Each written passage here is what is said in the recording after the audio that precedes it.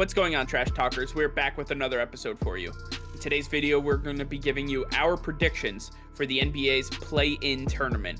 We're going to give you both the Eastern and Western Conference and tell you where we believe each team is going to be seeded. All that and much more coming your way right now!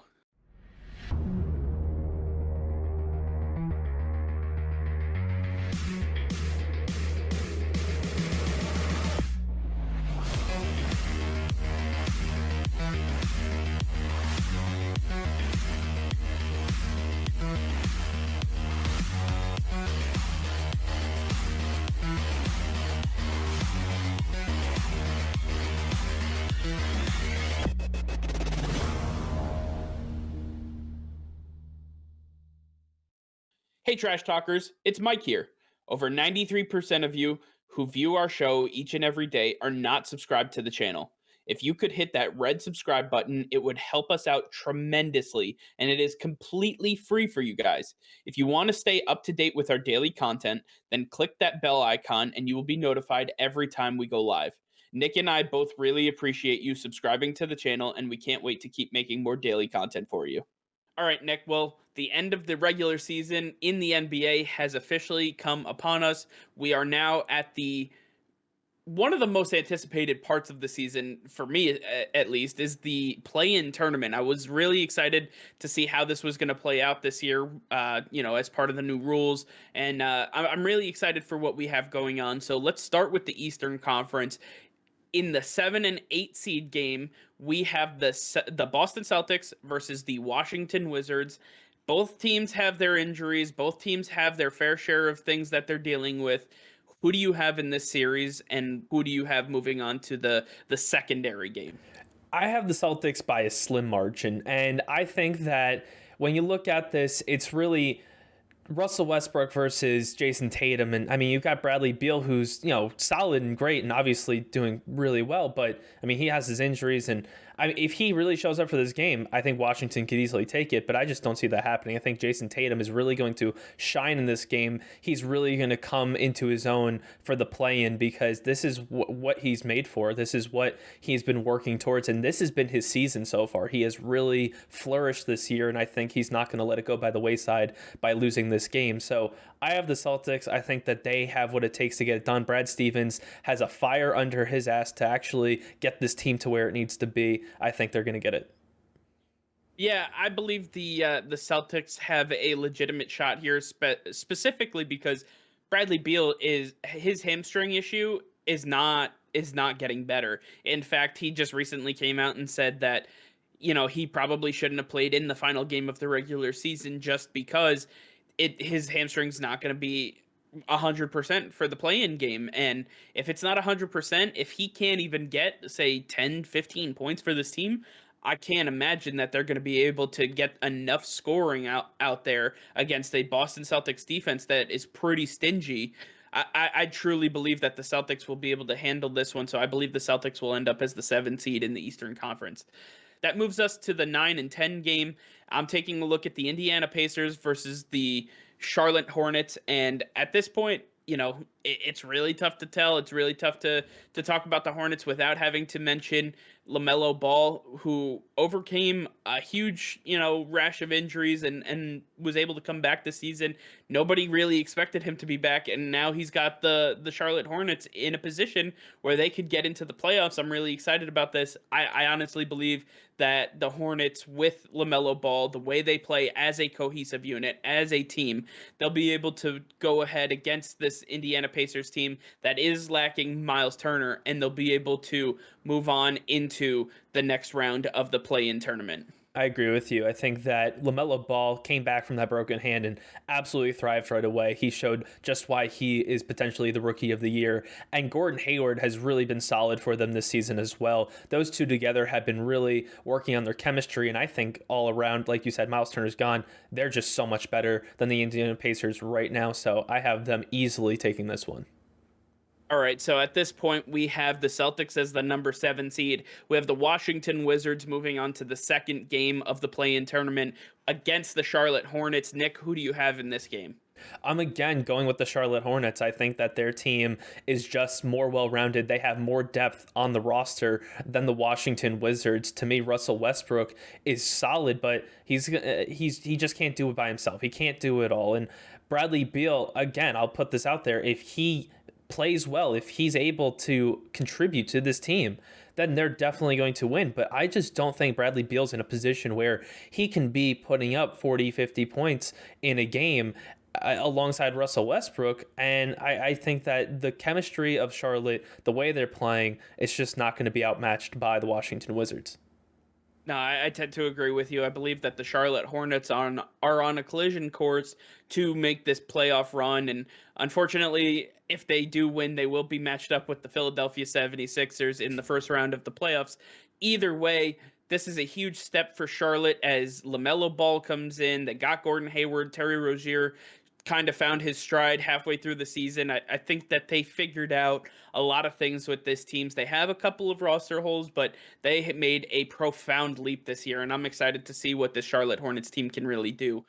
So we have the Celtics at the number 7 seed and the Charlotte Hornets making it as the 8 seed in the Eastern Conference. Now let's take a flip side and go to the Western Conference. We start off with the Los Angeles Lakers versus the Golden State Warriors after years and years and years of battles. LeBron James versus Steph Curry. We continuously get this matchup once again in the playoffs. This time, not a finals matchup, not a semifinals matchup, but in the play-in tournament. In fact, it's the 7 and 8 seed going against each other in a one game battle. And I take a look at the Lakers and the Warriors, and I say this is going to be an all-out brawl to see who gets the 7 seed because nobody wants to be the 8 seed. No, you absolutely don't want to be the 8th seed. And this one, I think that the Lakers have the edge just because they have much more talent on their team. Look, even if Chef Curry shows up, he puts up 50, 60 points in this game, an absurd number that's probably not going to be reached. It's still not going to be enough because LeBron James is there, Anthony Davis is there. You have star talent that just can't be matched by the opposing team. Draymond Green doesn't have the size to handle the big bodies that the Lakers have. And so I just don't think the Warriors have the roster currently to handle the size, speed, and athleticism that the Lakers offer. Yeah, I believe that the Lakers will end up winning this game. I believe that LeBron James, he shows up in the playoffs. You know, he had to deal with his injury, which is very new to him. He's been relatively healthy most of his career, and at this point he had to deal with some injuries. He took some time off. Now he's back. He's getting this Lakers team back in position, and even during his time while he was gone and Anthony Davis was gone, they only fell to the 7th seed, which means that there is a supporting cast that can absolutely hold their own, and I believe that they're going to be able to do just that. So now we have the Los Angeles Lakers locked in as the 7th seed in the Western Conference. Now we move to the game between the 9th and 10th seeds. We have the Memphis Grizzlies versus the San Antonio Spurs. Who do you got? I have the Memphis Grizzlies. I think they just have a better team all around. They have more depth on the roster with more consistent shooters. And to me, the Spurs are just lucky to be here based on the rules. They should not even be in contention to make the playoffs. I think the Grizzlies are just going to absolutely demolish them. It's not even going to be close. Yeah, I mean, I'm a big fan of John Morant. I think that he's going to have this team lock loaded and ready to go. On the other hand, I do like the Spurs as well. I'm a big fan of DeJounte Murray. I really like DeMar DeRozan. I think he got, a raw end of the deal in the Kawhi trade when he went from Toronto to San Antonio. And the whole LaMarcus Aldridge debacle that unfolded this year, unfortunately, impacted them in a way that they were at least able to move on from. But I do have the Memphis Grizzlies moving on. I believe that what this team has been able to find in their young roster has been nothing short of spectacular. Granted, they did only make the 9th seed, but the Western Conference is leaps and bounds better than the Eastern Conference when it comes to the rest of the competition that they have to face. I believe if Memphis was in the East, which relatively they should be, I believe that Memphis could have ended up being a 6, 7, or possibly 8 seed in the Eastern Conference versus a 9 seed in the Western.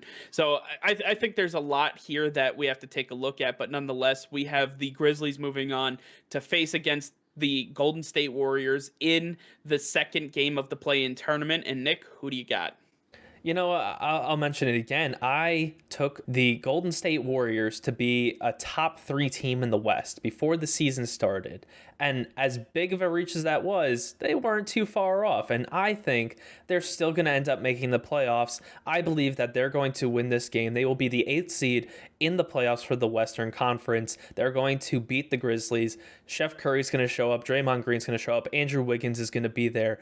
I think that the starting cast for the Warriors is going to be all it takes to get the job done against the Grizzlies. Yeah, and you talked about Steph Curry having one of his prolific games that he's known for, and in fact, he's coming off the season where he's once again the scoring leader in the NBA at 33 years old. I mean, this guy's absolutely incredible in what he can do. He shows no signs of slowing down, and at this point, I really like what he has to offer. I'm excited to see. I think John Morant's going to have his hands full with Steph Curry, and the Memphis Grizzlies are all going to be running around trying to find this guy because he's going to pull up from half court, not even know it, and just drain a couple threes in your face because he could do just that. All right, so we got the Western Conference all set, locked and loaded. We have the Lakers at the 7th seed and the Golden State Warriors as the 8th seed.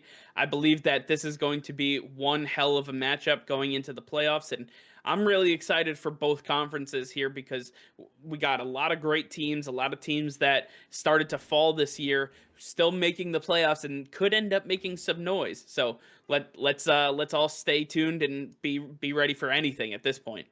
All right, well, that's going to do it for now. Thank you all for watching. Make sure to like this video and subscribe to the channel if you haven't already. Hit that notification bell. We go live every single day. That'll be all. Peace and love.